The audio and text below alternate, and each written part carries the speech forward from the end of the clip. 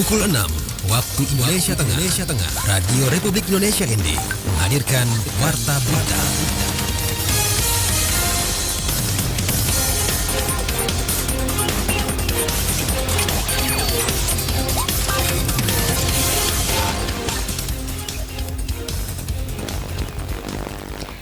Selamat pagi saudara, Anda mendengarkan Warta Berita RRI ND edisi 4 Agustus 2025.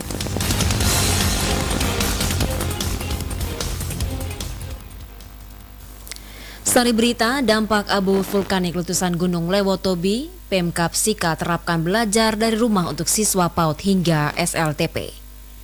BNPB meminta Pemkab Flotim memastikan seluruh warga untuk segera keluar dari kawasan rawan bencana Gunung Lewotobi laki-laki.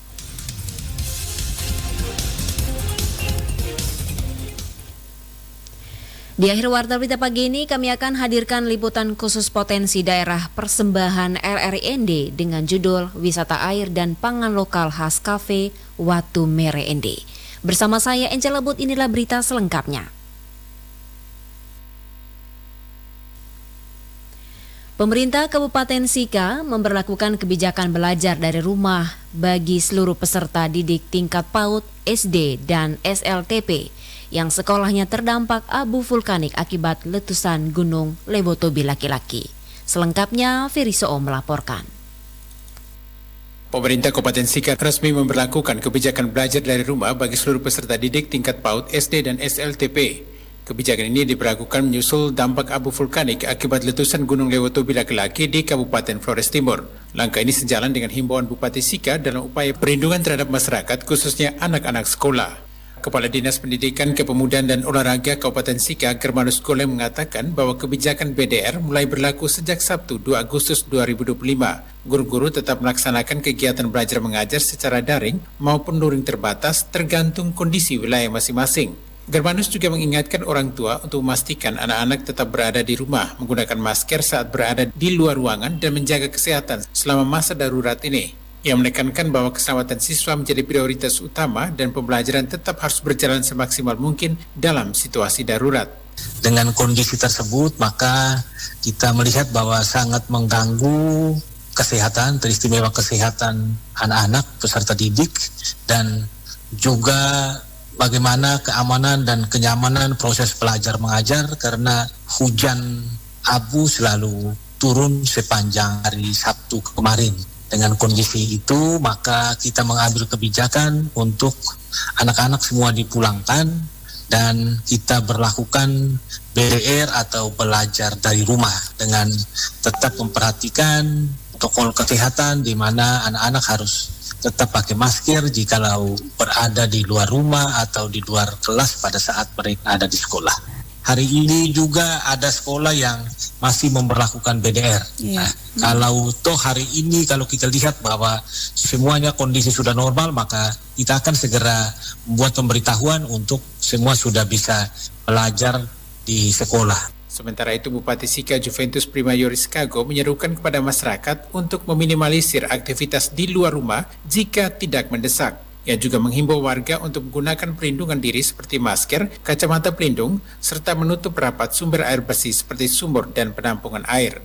Gunung Lewotobi laki-laki diketahui kembali meletus pada Jumat pukul 1:05 waktu Indonesia Tengah dengan kolom abu setinggi sekitar 18.000 meter. Abu tebal berwarna kelabu hingga hitam tersebut condong ke arah barat daya, barat, dan barat laut. Masyarakat dihimbau untuk tidak panik, menghindari hoaks, dan hanya mempercayai informasi dari sumber resmi terkait kondisi gunung dan langkah penanggulangannya. RRI ND Ferry Soo melaporkan. Badan Nasional Penanggulangan Bencana BNPB meminta pemerintah Kabupaten Flores Timur untuk memastikan seluruh warga segera keluar dari kawasan rawan bencana Gunung Lewotobi laki-laki.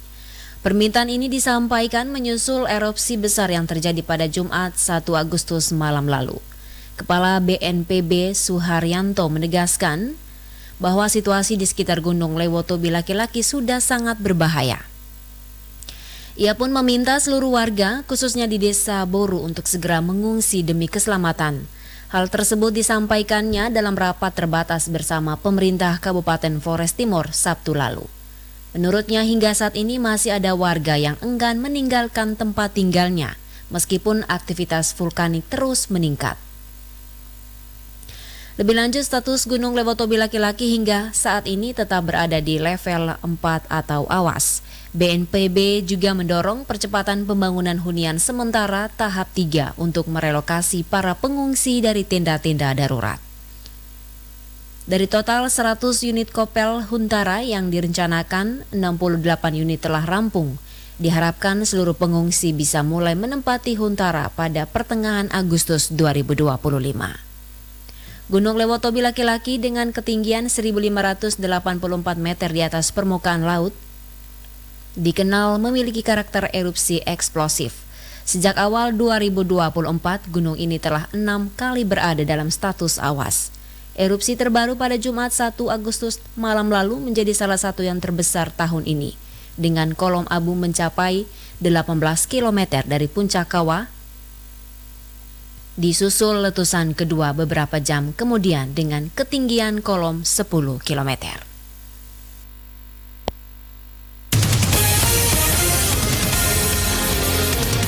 Anda sedang mendengarkan Warta Berita RRI ND.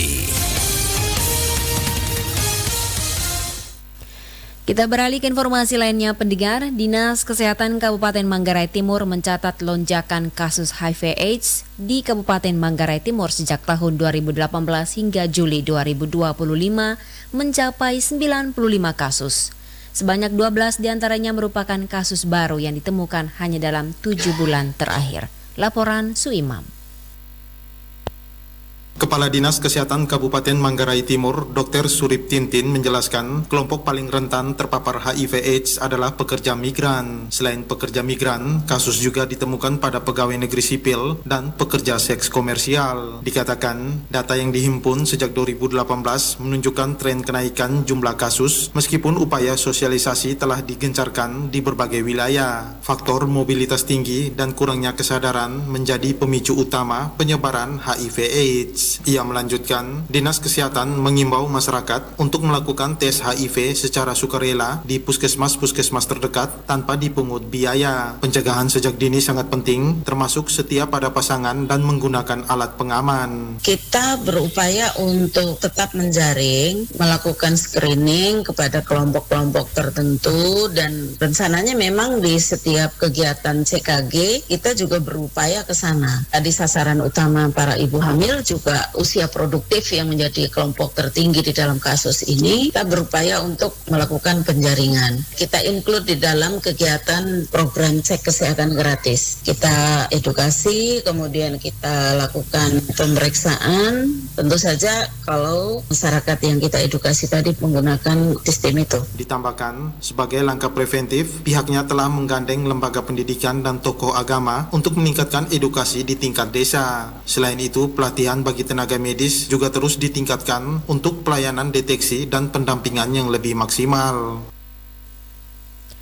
Sebanyak 211 warga kurang mampu di Kelurahan Lokoboko, Kecamatan Dona, Kabupaten ND menerima bantuan beras dari pemerintah pusat pada Senin 4 Agustus 2025. Bantuan ini sebagai upaya mendukung pemulihan ekonomi masyarakat dan mendorong pertumbuhan ekonomi nasional. Laporan Ricardus Kota. Pemerintah Kelurahan Lokoboko, Kecamatan Dona Timur, Kabupaten Ende kembali menyalurkan bantuan beras kepada warga kurang mampu Senin 4 Agustus 2025. Kegiatan yang berlangsung sejak pukul 9 pagi ini merupakan bagian dari program bantuan pemerintah pusat yang bertujuan menunjang ekonomi masyarakat dan mendorong pertumbuhan ekonomi nasional pada kuartal kedua tahun 2025. Sebanyak 211 warga dari Kelurahan Lokoboko menjadi sasaran penerima bantuan. Setiap warga yang hadir diwajibkan membawa kelengkapan dokumen berupa KTP dan kartu keluarga guna memastikan validitas penerima bantuan. Dalam 2 bulan terakhir, total 422 karung beras telah disalurkan kepada masyarakat. Lurah Lokoboko, Yosafat Livinus Meire menjelaskan bahwa program ini telah berlangsung sejak tahun 2024. Proses pendataan dilakukan secara cermat oleh pihak kelurahan yang bekerja sama dengan Badan Pusat Statistik dan Dinas Sosial. Kegiatan pembagian beras ini merupakan program dari pemerintah pusat, yaitu sebagai bentuk penunjang ekonomi kepada masyarakat yang berpendapatan rendah atau kurang mampu, dan juga untuk mengangkat pertumbuhan ekonomi pada kuartal 2 tahun 2025 ini. Semoga kegiatan ini terus berjalan untuk tahun-tahun berikutnya,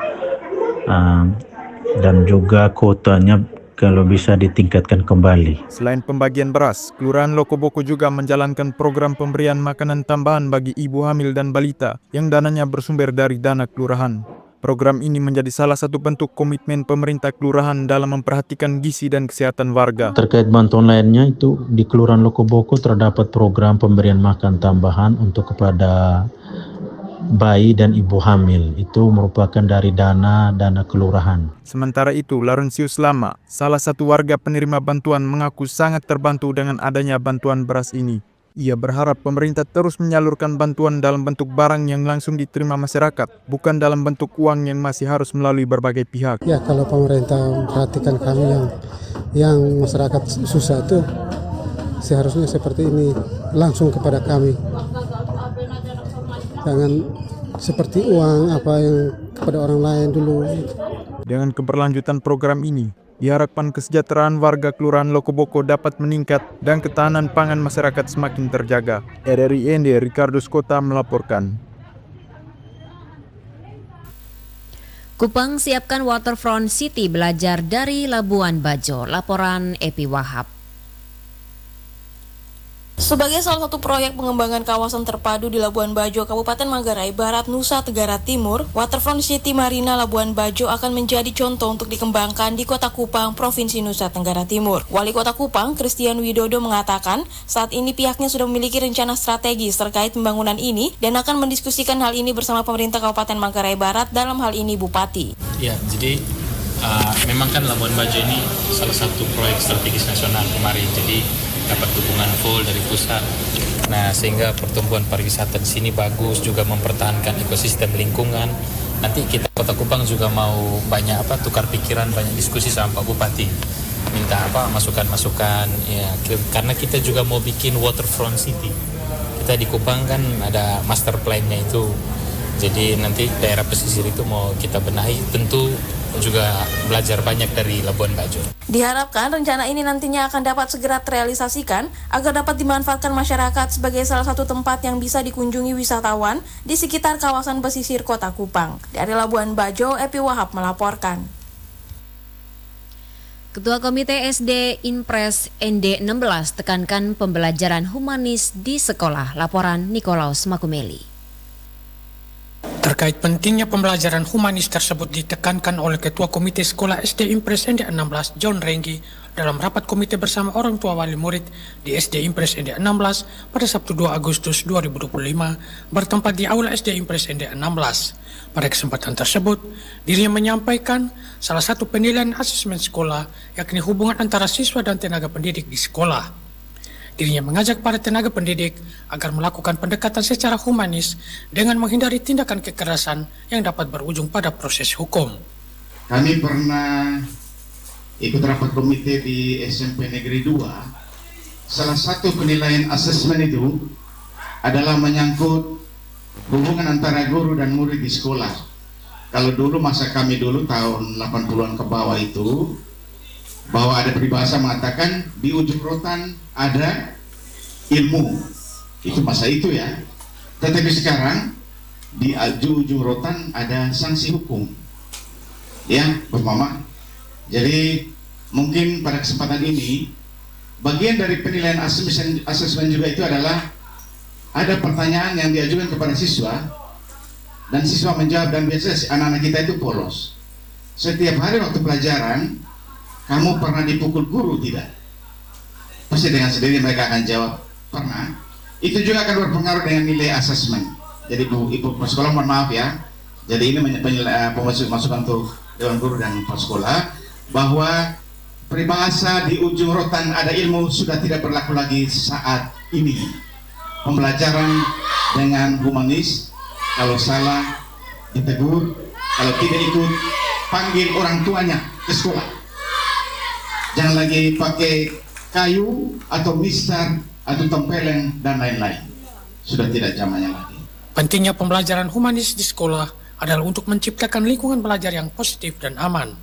Sebaliknya, kekerasan fisik di sekolah dalam bentuk apapun harus dihindari karena dapat berdampak buruk pada perkembangan fisik, mental, dan emosional siswa. RRI Ende Nikolaus Makumeli melaporkan. Pendengar dan pemirsa RRI ND, berikut kami hadirkan liputan khusus potensi daerah produksi RRI ND dengan judul Wisata Air dan Pangan Lokal Khas Cafe Bintang Watu Mere ND bersama reporter Lady Badin. Di balik rimbunnya pepohonan di kilometer 9 arah timur kota Ende, tepatnya di ruas Jalan Negara Ende Sika, tersembunyi sebuah tempat yang perlahan menjadi buah bibir banyak orang. Namanya Cafe Bintang Watu Mere. Terletak di tepi kali yang jernih, kafe ini bukan sekedar tempat singgah. Ia adalah perhentian kecil yang memanjakan mata, menyegarkan tubuh, sekaligus menghangatkan hati. Dengan konsep wisata air dan pangan lokal, Cafe Bintang Watu Mere hadir sebagai tempat yang menyatukan alam dan kuliner. Pemirsa RRI Net, saat ini saya berada di Cafe Bintang Watu Mere, tepatnya di KM 9 arah timur kota Ende.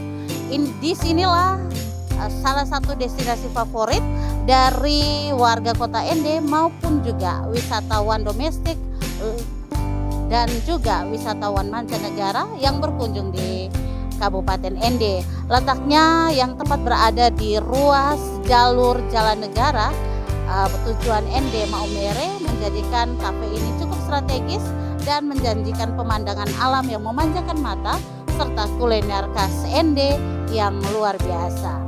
Mari kita ikuti perjalanan kami di Cafe Bintang Watu Mere.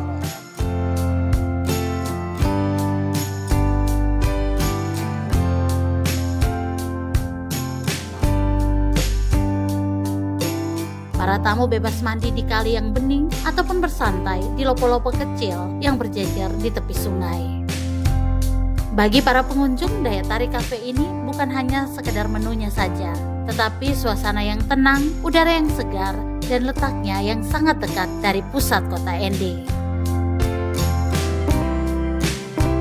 Di sini tuh tempatnya asri, bagus, sejuk, terus masih udaranya masih alami, terus tempatnya tenang, jadi kami bisa konsentrasi dalam kami menyusun segala administrasi yang kami butuhkan. Tempat ini cukup strategis ya, sangat strategis karena langsung berada di pinggir jalan besar. Dan jalan ini juga jalan trans kota Ende, jadi jalan trans antar kabupaten. Dan juga masukan untuk tempat ini wisata mungkin untuk kedepannya ada bisa lebih ditata lah, lebih bagus lagi tempat ini. Seperti bilik-bilik itu tuh mungkin bisa dikasih perluas lagi lah, karena kami datang ini kadang dalam kelompok sedikit, jumlahnya sedikit, kadang dalam kelompok yang besar, mungkin bisa lebih diperlebar lagi. Masukan yang membangun itu menjadi pengingat bahwa potensi besar juga perlu didukung oleh fasilitas yang memadai, agar ruang seperti ini bisa dinikmati lebih banyak orang dengan aman dan nyaman. Di tengah gemuruhnya pembangunan dan modernisasi, tempat-tempat seperti Cafe Bintang Watu Mere hadir sebagai ruang perenungan, bahwa pembangunan juga bisa berpihak pada alam, pada komunitas, dan pada kearifan lokal.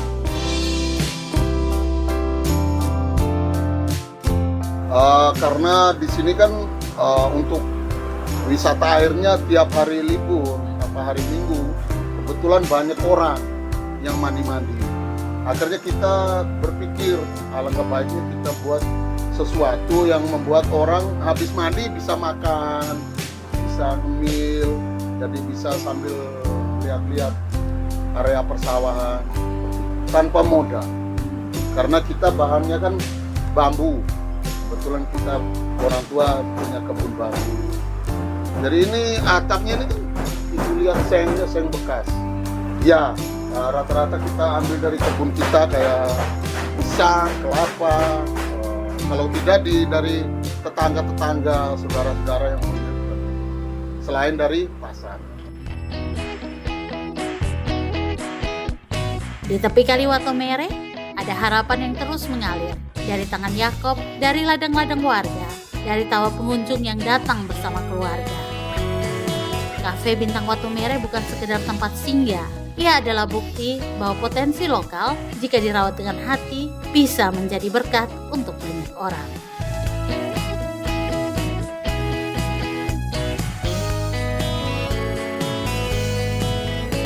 Pemirsa, itulah keseruan kami di Cafe Bintang Watu Mere. Kalau Anda ke Kabupaten Ende, jangan lupa mampir di Cafe Bintang Watu Mere yang menyajikan pemandangan asri serta kuliner khas kota Ende.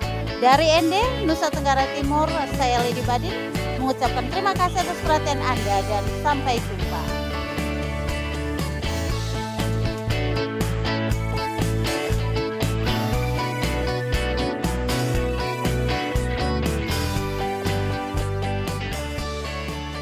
Berita pagi hari ini edisi Selasa 5 Agustus 2025. Tentunya seluruh kerabat kerja yang bertugas di pagi ini selamat pagi dan selamat beraktivitas.